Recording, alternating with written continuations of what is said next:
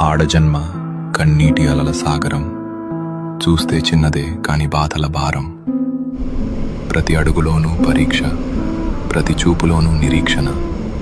ఆశల రెక్కలు ఖాళీ, గుండెల్లో మూగవేదన. ఆ కన్నీళ్లలో ఉన్నది పిరికితనం కాదు, ఆమె నవ్వే పెదవుల వెనక ఉన్న విషాదం. లోపల ఎన్ని గాయాలైనా బయట పడనీయదు, గతం ఎన్ని చీకట్లను తెచ్చినా తలెత్తుకు బతుకుతుంది.